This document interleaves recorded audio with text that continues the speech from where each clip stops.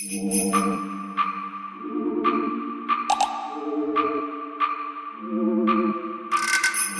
suis arrivé il y a un peu plus de 3 ans chez Xebia en tant que développeur iOS. Et puis je suis rapidement passé studio team leader, c'est-à-dire que je faisais de la gestion de projet agile au studio. Et c'est dans ce cadre que j'ai découvert la data et que je me suis rendu compte de l'importance de la donnée aujourd'hui et de son rôle primordial pour aborder les challenges des années à venir.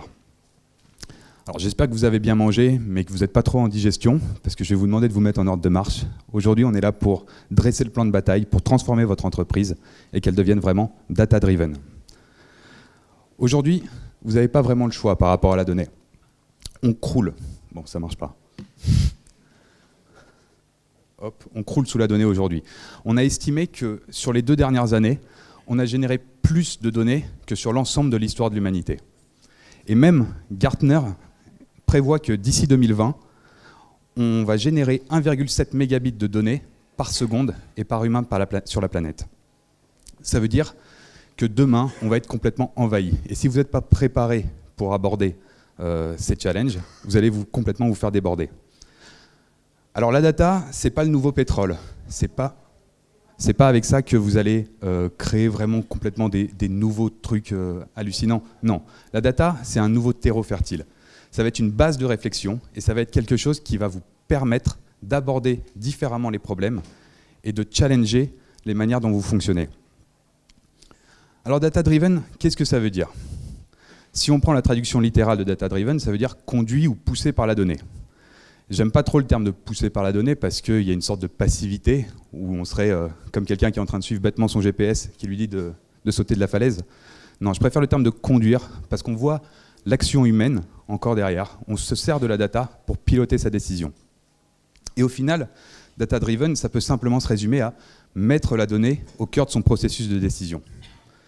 Je me suis dit que cette définition, elle était peut-être pas suffisante. Donc j'ai cherché un peu des citations de personnes qui ont mis en place ces processus au sein d'entreprises, et notamment le CIO de C-Sense, donc qui est une boîte qui fait de la BI et de la data science, et qui dit qu'une entreprise data-driven, c'est une entreprise où toutes les personnes ont accès aux données dont ils ont besoin et quand ils en ont besoin. Donc c'est vraiment l'idée de centralisation de la donnée et de la mise à disposition de ces données au cœur et aux personnes qui en ont besoin. Et pour compléter cette définition, le cofondateur de Logz.io, qui est une boîte qui fait de la maintenance prédictive à partir des logs de système SI, nous dit qu'une entreprise data-driven, elle mesure et elle surveille le pulse de son business, qu'est-ce qui fait qu'elle marche, de manière continue et automatisée. Et ça, c'est quelque chose qui va être extrêmement important. Vous allez avoir besoin de continuellement stocker vos données, continuellement les recevoir, et vous n'avez pas à avoir une intervention humaine pour lever une alerte. S'il se passe quelque chose, ça doit être détecté, ça ne doit pas se faire à la main. Donc vous l'aurez compris, se transformer en entreprise data-driven, ça va avoir des impacts à tous les niveaux de votre entreprise. Premier niveau, ça va être au niveau technologique. Vous avez besoin de mettre en place une plateforme qui va vous permettre de collecter et stocker vos données. Et elle doit avoir 2 caractéristiques principales. La première, c'est qu'elle doit être scalable. Pourquoi est-ce qu'elle doit être scalable? Aujourd'hui, vous avez une quantité de données que vous avez générée, vous savez à peu près combien de données vous générez au cours de l'année, mais vous ne savez pas ce que demain va vous réserver. Donc vous allez être obligé d'augmenter vos capacités de stockage, de faire grossir cette plateforme et de garder un niveau de qualité constant sur cette plateforme. Elle ne doit pas pouvoir tomber, ça va devenir quelque chose de primordial, c'est là que vous allez stocker toutes les données de votre entreprise, et donc elle doit rester robuste et de qualité. Deuxième chose importante, c'est une plateforme qui doit être évolutive. Dans le monde de la data, on se rend compte que les frameworks qu'on utilise, ils ont des mises à jour, et les frameworks et les outils ont des mises à jour des fois quasiment tous les mois. Si vous n'êtes pas capable de pousser en production très rapidement les modifications nécessaires, vous allez être complètement sous l'eau. Si ça vous prend 6 mois, vous serez incapable de faire face aux changements et de pouvoir avoir une plateforme à jour par rapport aux nouvelles technologies. Donc dans l'idéal, il faut tendre vers du déploiement continu et pouvoir faire de la mise en prod en un clic. Un autre impact d'une transformation data-driven, c'est au niveau des compétences. Et ça doit vraiment être au cœur de votre plan de bataille. Vous avez besoin de recruter des personnes qui maîtrisent ces technologies et qui maîtrisent la donnée. Donc, c'est souvent des compétences que vous n'avez pas encore à l'heure actuelle, et il va vous falloir des ingénieurs qui seront capables de mettre en place et de maintenir ces plateformes, et des data scientists qui vont être capables de manipuler la donnée et de commencer à l'explorer pour essayer d'en sortir des informations. Bien évidemment, au niveau de la manière dont ils vont travailler, ça va également évoluer. Alors aujourd'hui, l'agilité, c'est plus une question. C'est la réponse rapide et adéquate au changement. Et l'avantage énorme de l'agilité au sein de la data, c'est notamment grâce aux cérémonies. Donc très souvent, ce qu'on met en place, c'est différentes cérémonies dans lesquelles on communique sur l'état d'avancement du projet. Pourquoi est-ce que c'est un gros avantage dans la data? On a, comme je vous le montrerai tout à l'heure, des fois des phases exploratoires qui peuvent paraître un peu des effets tunnels, où on cherche, on ne sait pas trop ce qu'on va trouver, ça peut prendre énormément de temps. Si on n'a pas cette communication constante avec l'équipe pour savoir un peu où est-ce qu'ils en sont, qu'est-ce qui a été fait, on peut vraiment avoir l'impression de ne pas comprendre ce sur quoi travaillent nos data scientists et d'être complètement perdu. Il va y avoir également des changements en termes d'éthique. À partir du moment où vous allez commencer à vouloir devenir data-driven, vous collectez toutes les données. Et vous collectez notamment des données sur le fonctionnement interne de votre entreprise. Donc vous allez commencer à regarder un peu comment travaillent les gens en interne. S'il n'y a pas une politique éthique claire qui est diffusée à vos employés, ils vont avoir l'impression d'être un peu dans une entreprise Big Brother qui surveille complètement tout ce qu'ils font, et il va y avoir une crainte et un frein à tout ce changement. Donc il faut vraiment expliquer pourquoi est-ce qu'on collecte une donnée et quelle est l'utilisation qu'on a envie d'en faire. Que c'est vraiment à but de s'améliorer et pas de rechercher la bête noire et de virer les mauvaises personnes. Enfin, il va également y avoir des changements en termes de confidentialité. Donc, dépendamment de vos secteurs d'activité, vous avez probablement des règles liées à votre domaine pour sécuriser un peu vos données, mais également des règles imposées par les lois, et notamment la CNIL. Donc il va falloir prendre tout ça en compte dans la manière dont vous allez travailler, dans la manière dont vous allez collecter la donnée. Alors là, ces impacts, ils sont très orientés projet, très orientés réalisation.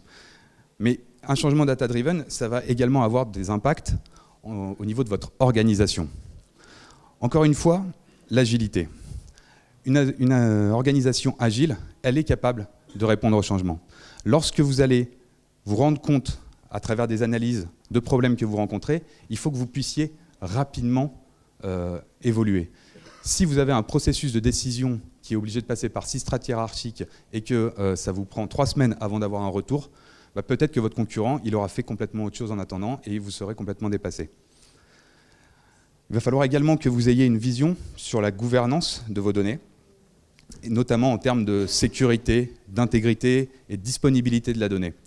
Si vous ne mettez pas ça en place dès le début de votre projet, vous risquez de vous retrouver dans ce qu'on appelle un data swamp, où vous êtes complètement perdu face à vos données, vous ne savez plus trop quoi en faire. Si vous voulez en savoir plus là-dessus, si vous n'êtes pas allé voir Mathieu Blanc ce matin sur Data Lake Done Right, je vous invite à regarder sa vidéo après, il explique très bien les risques là-dessus. Et enfin, il va falloir allouer du temps à de l'expérimentation. La data, c'est un domaine qui peut s'apparenter des fois à de la recherche. Et il va falloir que vous allouiez du temps pour pouvoir expérimenter et tester de nouvelles solutions. Ce n'est pas quelque chose qui est forcément dans votre culture d'entreprise et qu'il va falloir mettre en place. Du coup, je viens de dire le mot-clé. Tous ces changements, au final, c'est des vrais changements culturels au sein de votre entreprise. C'est vraiment la manière dont vous réfléchissez et dont vous abordez vos problèmes qui doit changer. Et je vais aller dans le détail là-dessus. Tout d'abord, il va falloir avoir l'obsession de la mesure. Il va falloir tout mesurer, tout stocker. Si un utilisateur clique sur un bouton, vous devez le savoir. S'il passe 10 minutes sur une page, vous devez le savoir. Vous n'avez pas à vous poser la question aujourd'hui de qu'est-ce que je vais en faire de cette donnée. La question c'est est-ce que je la mesure, est-ce que je suis capable de l'avoir. Si demain vous abordez un problème et que vous manquez de données, ça va vous coûter cher de le mettre en place et vous allez perdre du temps avant de pouvoir vous lancer réellement dans un projet. Cependant, quand on se met à tout collecter, il faut faire quand même attention à la qualité des données.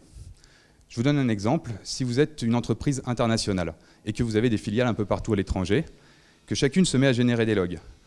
Si vous n'avez pas mis en place une politique claire sur la gestion des dates et des heures, Et ben, votre data scientist, au moment où il va devoir commencer à croiser toutes les données, il va devoir se poser la question, mais dans quelle time zone est-ce qu'il est en train de le faire? Est-ce qu'il est en UTC ou est-ce qu'il est avec 7 heures de décalage horaire? Et il va perdre un temps fou, et du coup vous allez perdre de l'argent à nettoyer toutes les données et à essayer de comprendre ce qu'il en est. L'autre changement culturel qu'il va falloir faire, c'est de freiner votre instinct. Aujourd'hui, dans beaucoup d'entreprises, on se repose sur une expertise. On a des gens qui ont 10, 15 ans de métier, et c'est eux qui ont le savoir sur comment est-ce que le business il fonctionne. Et donc c'est souvent eux qui prennent des décisions. Simplement, ces experts, ça reste des êtres humains, ce n'est pas des dieux. Et comme le disait Edward Hemmings, l'un des pères de la data science moderne, nous croyons en Dieu, les autres apportent des données. Le risque, si vous ne freinez pas votre instinct, c'est de vous retrouver dans l'effet focus group of one. Vous avez votre expert qui a sa conviction et qui dit c'est comme ça qu'on doit y aller, sans prouver quoi que ce soit. Et il a beau avoir la meilleure idée du monde, si elle n'est pas corroborée par des données, eh ben, elle ne vaut pas plus que n'importe quelle autre idée. Enfin, il va également falloir accepter les échecs. Alors, comme je l'ai dit, c'est un peu de la recherche, c'est de l'expérimentation, et donc il y a des fois, ça va rater. Et dans notre culture, c'est un peu compliqué, on n'aime pas trop être face à l'échec. Pourtant, un échec, ça va vous apprendre énormément. Ça va presque vous apprendre autant qu'un succès, si ce n'est plus. Par exemple, si vous tentez une nouvelle campagne marketing pour adresser vos clients et qu'elle rate complètement, vous aurez appris que ce n'est pas le bon canal de communication pour discuter avec eux. Et vous connaîtrez du coup un peu mieux votre base client. Donc c'est véritablement une culture de l'apprentissage qu'il faut mettre en place au sein de votre entreprise pour valoriser les tests, les expérimentations et surtout être capable de savoir quand ça se passe bien et quand ça se passe mal et pourquoi. Donc en résumé, être data-driven, ça peut se résumer en fait à ces 4 étapes. Mesurer, analyser, décider et vérifier. C'est quelque chose que vous devez mettre en place et toujours effectuer de façon itérative. Et c'est une véritable boucle. Tout le temps, vous allez commencer par mesurer ce qui se passe, puis analyser d'où vient le problème, prendre une décision et valider que votre décision, elle a bien l'effet voulu. Donc, c'est un fondamental pour devenir une entreprise data-driven d'avoir cette culture de la boucle de feedback. Un très bon exemple de collecte de feedback, c'est l'A/B testing. Donc l'A/B testing, en fait, c'est proposer à vos utilisateurs 2 versions différentes d'un même service. Concrètement, avec un exemple. Prenons une boîte qui n'est pas du tout digitale, prenons quelqu'un qui fait de la vente par correspondance, qui envoie des catalogues chez ses clients et qui ensuite reçoit par courrier les commandes. Il a envie de tester si, en envoyant un bon de réduction, ça va augmenter ses ventes ou pas. Qu'est-ce qu'il fait? Il choisit un panel de clients, le plus large possible et représentatif de toute sa base client, et puis il le divise en 2. À la première moitié, il leur envoie le bon de réduction, et à la deuxième moitié, il fait strictement rien. C'est son groupe de contrôle. Ensuite, il regarde pendant quelques semaines le comportement de ses clients, et si effectivement le groupe qui a reçu le coupon achète plus, il pourra valider que sa campagne marche et que c'est comme ça qu'il pourra augmenter ses ventes. Un autre fondamental dont vous avez besoin avant de penser à faire une transformation data-driven, comme je vous l'ai dit tout à l'heure, c'est le continuous delivery. Sans ça, vous allez vraiment vous embourber, et lorsque vous allez vouloir faire des tests, si vous n'êtes pas capable de faire un rollback extrêmement rapidement, vous pourrez avoir de sérieux problèmes. Bon, maintenant vous vous dites, ok, c'est bien, elle est sympa cette introduction, un peu longue, maintenant est-ce qu'on pourrait vraiment y aller et comment est-ce qu'on fait pour devenir data-driven? Alors je vous l'ai dit, c'est un plan de bataille. Du coup, la première chose à faire, c'est de définir quelle est votre cible. C'est quoi votre objectif? Et pour aborder le problème, c'est pas en se disant j'ai envie de faire du big data, j'ai envie de devenir data-driven, je vais faire des tableaux de bord et on verra. Non. La manière de l'aborder, c'est de se poser une question et de trouver un problème que vous souhaitez résoudre. Ce sera votre premier use case que vous allez développer. Ce que vous faites avec ce problème ensuite, c'est que vous essayez de le décortiquer. Vous essayez de comprendre quels sont les facteurs intrinsèques qui qui influent votre problème. Donc vous découpez, vous essayez d'avoir un peu des KPI, vous n'avez pas besoin de 50 000, une vingtaine environ, ça permet de comprendre réellement qu'est-ce qui se passe dans le problème. Une fois que vous avez ça, vous faites la revue de l'arsenal. Donc pour ça, vous faites un état des lieux de vos données. Qu'est-ce que j'ai comme données? Quelle est leur qualité? Les sources, est-ce qu'elles sont fiables? Etc. Et une fois que vous avez, validé que vous avez bien toutes les données qu'il vous faut pour regarder un peu ce qui se passe dans votre problème, vous commencez à calculer ces fameux KPI et à mettre en place du reporting. Donc là, c'est une interaction que vous avez avec le métier, parce que mettre des tableaux de bord pour mettre des tableaux de bord, ça n'a pas grand intérêt. Il faut qu'elles apportent un message et une vraie valeur à votre métier.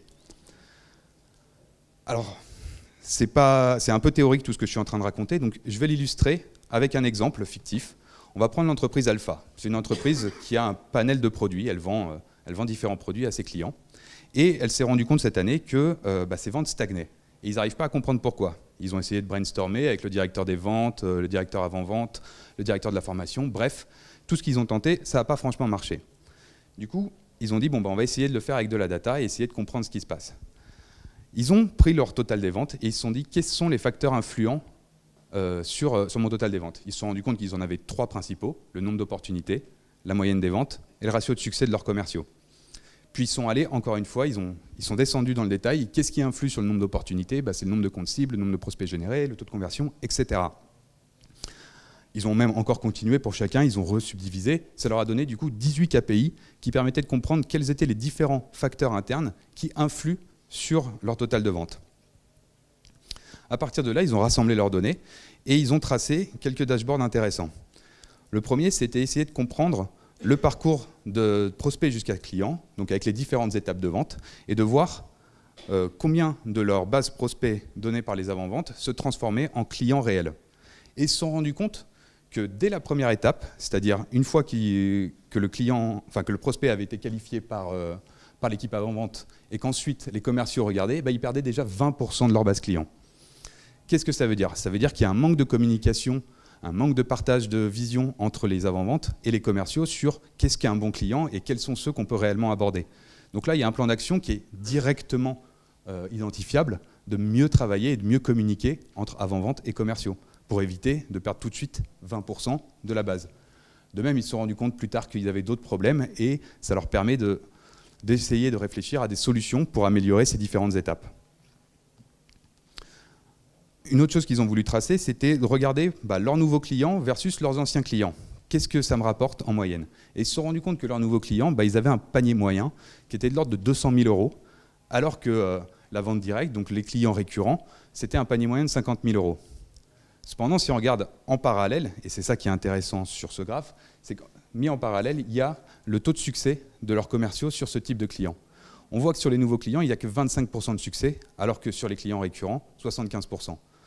Ça paraît un peu logique, les anciens clients, ils ont déjà le produit, ils ont envie de continuer à en acheter. Oui, mais quel est le plan d'action qu'on peut en tirer tout de suite? C'est d'essayer d'améliorer notre ratio de succès sur nos nouveaux clients, parce que c'est eux qui nous rapportent réellement de l'argent et c'est eux qui nous permettent vraiment de faire grossir notre chiffre d'affaires. Sur les autres, moins besoin d'efforts, puisque dans 75% des cas, on va réussir à leur vendre un produit. Enfin, ils ont voulu regarder aussi, par rapport à leurs produits, quels étaient leurs best-sellers. Donc, ils le savaient, le produit 1 et le produit 2, c'est ceux qui représentent le plus dans leur chiffre d'affaires, et ils arrivent à les vendre dans 50% et 75% des cas. Mais ce qui est intéressant sur ce graphe quand ils l'ont tracé, c'est de se rendre compte que les produits 7 et 8, qui représentent un pouillème de leur chiffre d'affaires, en fait, ils arrivent à les vendre dans 75% et 90% des cas. Ça veut dire quoi? Ça veut dire qu'ils ont probablement un avantage concurrentiel fort, qu'ils sont peut-être les seuls à proposer cette typologie de produits, et du coup, ça vaut la peine d'investir et de pousser les commerciaux à vendre ces produits, parce que dans 90% des cas, ils vont réussir à leur vente. Bref, en faisant ça, ils ont eu une bonne idée de où est-ce qu'ils en étaient et qu'est-ce qui se passait dans leur business. La question qu'on se pose après, c'est pourquoi est-ce que j'en suis là? Qu'est-ce qui se passe? Qu'est-ce qui fait que j'en suis arrivé là aujourd'hui?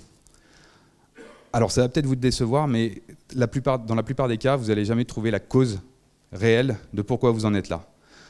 Trouver une cause, c'est très difficile, voire complètement impossible, mais ce que vous allez pouvoir faire, c'est corréler qu'est-ce qui s'est passé. Regardez quels sont les facteurs qui sont liés au développement et à l'état dans lequel vous êtes.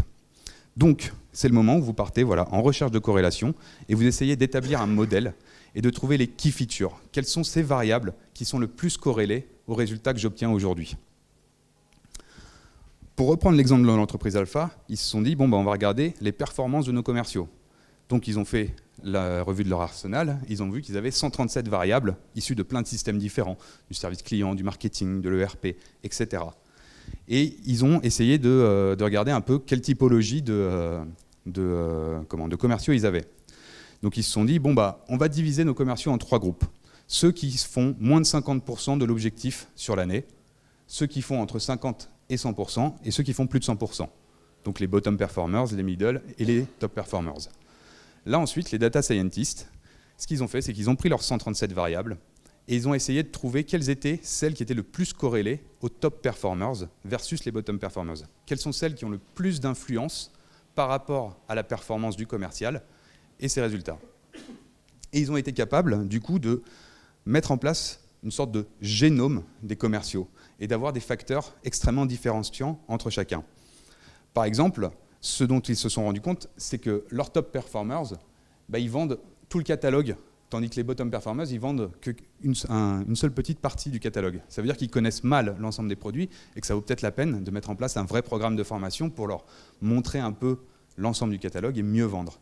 Ils se sont également rendus compte d'un autre truc, c'est que les top performers, ils font beaucoup de ventes groupées, alors que les bottom performers ne le font pas. Donc vente groupée, c'est vendre plusieurs produits en même temps. Donc, ce qu'ils se sont dit, c'est OK, on va mettre en place ce programme de formation pour leur faire comprendre l'ensemble du catalogue, qu'ils soient mieux équipés face à leurs clients, et on va essayer de faire en sorte qu'ils fassent plus de ventes groupées. On va leur donner les billes pour qu'ils vendent globalement ensemble des produits.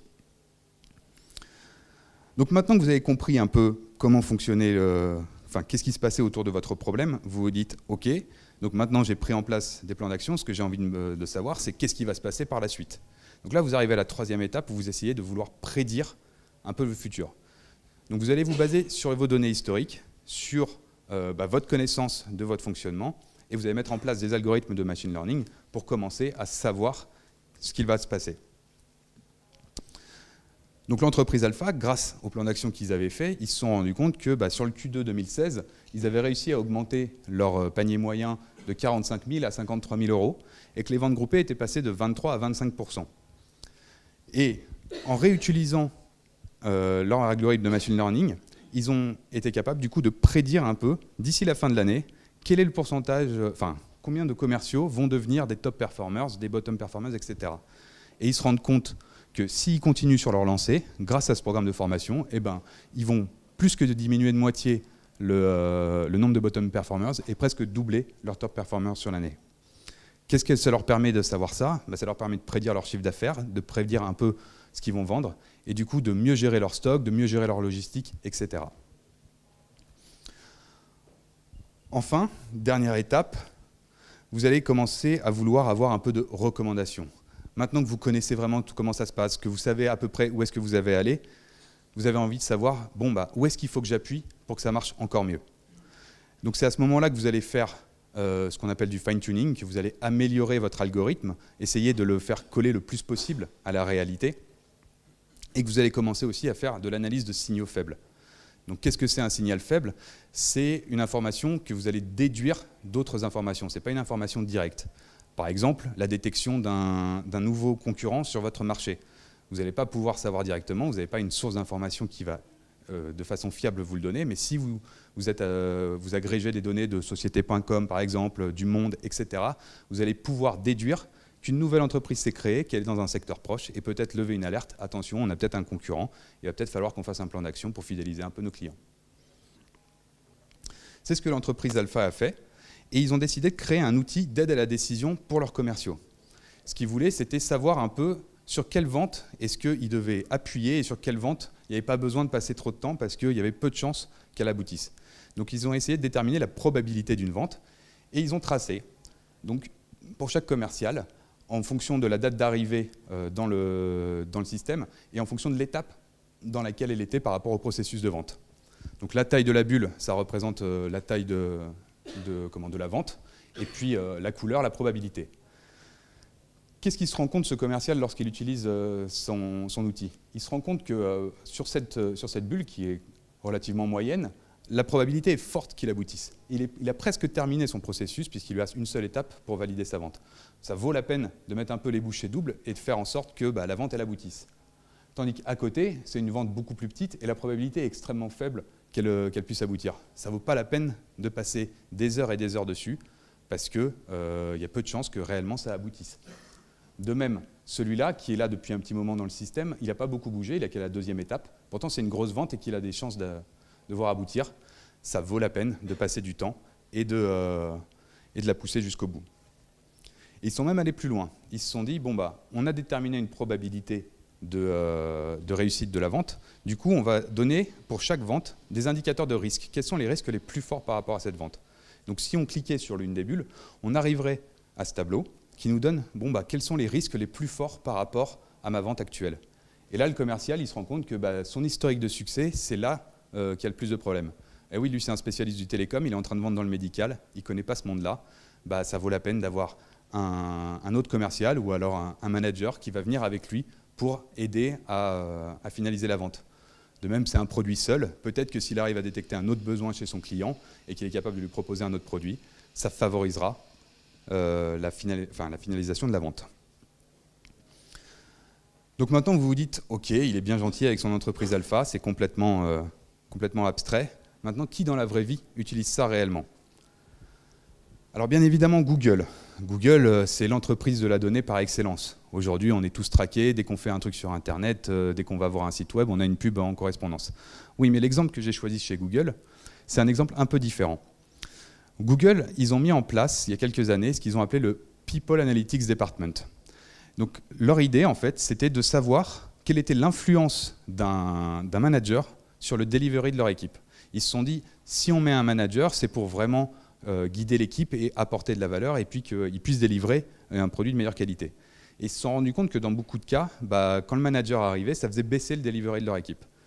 Du coup, ils ont fait un peu comme l'entreprise Alpha, ils ont dressé un génome de leur manager pour essayer de voir quelles étaient les qualités qu'avaient les bons managers versus les mauvais managers. Et ils ont mis en place tout un programme de formation pour aider les mauvais managers, entre guillemets, à monter en compétences et à devenir de meilleurs managers et à augmenter le delivery de leur équipe. Un autre exemple de gens qui ont réalisé ces différentes étapes, c'est Amazon. Alors Amazon, tout le monde connaît aujourd'hui leur moteur de recommandation. Je ne sais pas si vous savez, mais initialement, c'était quelque chose qui était fait par des experts. Ils avaient des gens en interne qui recommandaient les livres par rapport à leur connaissance du domaine. Et ça ne marchait pas très bien. Et il y a un jour quelqu'un qui a proposé de faire ça à partir de la donnée. Ça a été pas du tout accepté au début, et donc il a fait ça un peu secrètement. Et puis ils ont montré qu'à partir du moment, en A/B testant, le système de recommandation automatisé versus le système de recommandation par les experts, bah, ils avaient l'automatisation qui était bien meilleure. Aujourd'hui, si vous allez sur Amazon, ce système de recommandation, en fait, vous le voyez à plein d'endroits différents. Quand vous sélectionnez un produit, il vous propose, tiens, souvent on achète celui-là en même temps. Ceux qui ont regardé ce produit ont vu ça aussi. D'après votre historique de parcours, il y a celui-là qu'on peut vous proposer. Aujourd'hui, la recommandation chez Amazon, ça représente 35% des ventes générées. C'est monstrueux. Mais Amazon, il y a des fois aussi, ils se plantent. Et je vais vous donner un exemple, parce que Amazon et Netflix, ils ont eu la même idée en même temps. Ils se sont dit, bon, on est tous les deux créateurs de contenu, on a envie de créer des séries télévisées, et on a envie de créer quelque chose, une série qui va vraiment marcher, qui va plaire à tout le public. Et donc, tous les deux ont collecté les données, donc qu'est-ce que les gens y regardent, à quel moment est-ce qu'ils font pause, dans quelle langue ils le regardent, et ils ont mis en place tout un algorithme pour essayer de déterminer quel va être le meilleur scénario possible pour une série. L'algorithme d'Amazon a sorti une liste de scénarios en mettant un en tête, en disant bon, bah, celui-là, c'est le meilleur, c'est l'histoire de 4 sénateurs républicains américains. Est-ce qu'il y en a dans la salle qui connaissent cette série? Petit sondage, personne. Voilà, cette série, ça s'appelle Alpha House, et ça a été un flop total. Enfin, elle a des notes correctes sur IMDb, mais globalement, personne ne la connaît. A l'inverse, chez Netflix, l'algorithme a proposé, pareil, différents scénarios possibles, et là, il y a eu une intervention humaine. Il y a eu le directeur de la création qui a choisi parmi tous ces scénarios, il a dit « Moi, je pense que c'est celui-là qui va marcher ». C'était l'histoire d'un seul sénateur américain. Cette série, c'est House of Cards. Et aujourd'hui, je pense que tout le monde à peu près la connaît. Et on voit le succès qu'elle a. Donc les exemples que je vous donne jusque-là, bon, vous dites, ok, c'est des gros, c'est des géants du web, ils collectent des centaines de milliards de données, c'est facile pour eux. Mais ce n'est pas les seuls à pouvoir faire ce type de transformation. Je vous donne l'exemple de Bakersland. Donc, je ne suis pas certain que vous connaissiez, mais c'est le plus gros boulanger industriel des Pays-Bas. Donc ils étaient face à une problématique. qui était sur la gestion des stocks des centres commerciaux. Tous les jours, ils alimentent les centres commerciaux avec des tonnes de pain. Et ce qui se passait avant, c'était que tout était manuel. Le centre commercial devait, avant 15 heures, passer sa commande, prévoir lui-même quelles allaient être ses ventes. Et il se retrouvait souvent avec des pertes et un manque à gagner parfois pour les deux entreprises. Du coup, Bakersland a eu l'idée de mettre en place un algorithme pour prédire la consommation des centres commerciaux. Et grâce à leur historique de vente et à tout ça, ils ont été capables de réduire de 30% les pertes liées à ça. Donc pas besoin d'être un géant du digital pour mettre en place un peu de machine learning et de se transformer pour devenir un peu data-driven. Un autre exemple, un dernier exemple d'entreprise, même pas d'entreprise, ce coup-ci c'est la ville de New York. La ville de New York, elle a une politique data extrêmement avancée. Aujourd'hui, c'est presque une data-driven city. Ça a commencé il y a quelques années, lorsque le maire a créé ce qui s'appelle toujours aujourd'hui la Geek Squad. Et il leur a demandé de résoudre certains problèmes, dont l'un notamment un peu étrange, qui est l'explosion des bouches d'égout. Il y a un phénomène bizarre à New York, c'est de temps en temps, il y a une bouche d'égout, elle va péter, on ne sait pas pourquoi. Et donc ça implique des accidents, ça implique des frais de maintenance, et c'est extrêmement compliqué.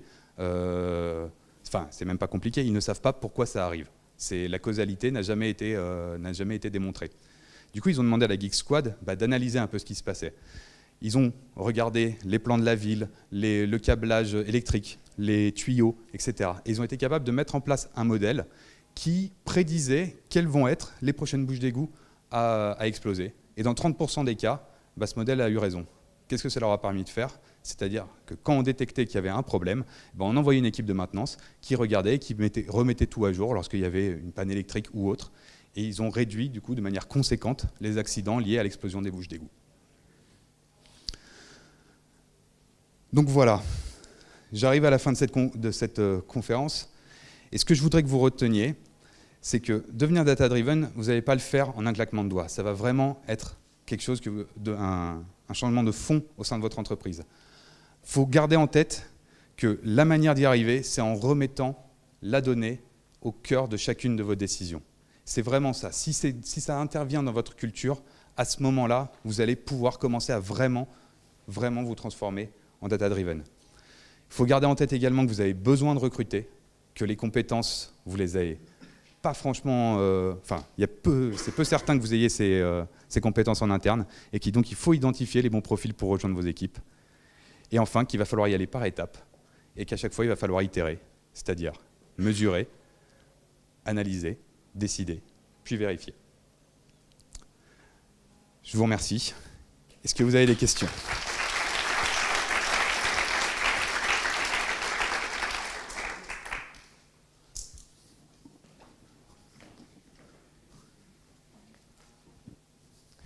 Bonjour et merci.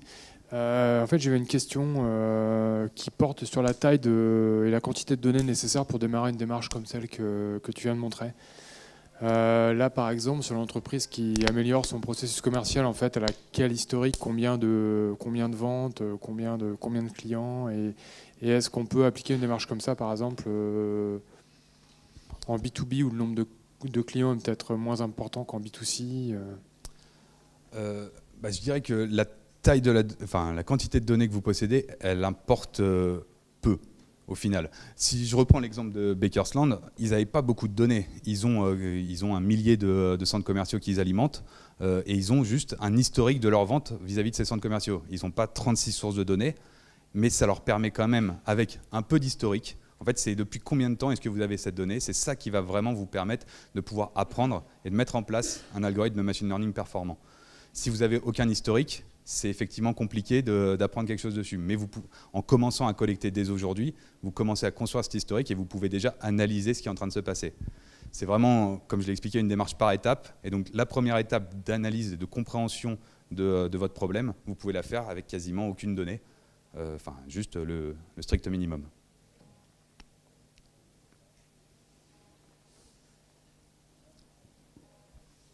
Pas d'autres questions ?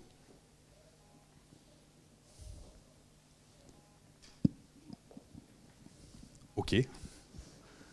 Bon, bah très bien. Bah, du coup, merci. On va aller prendre un café.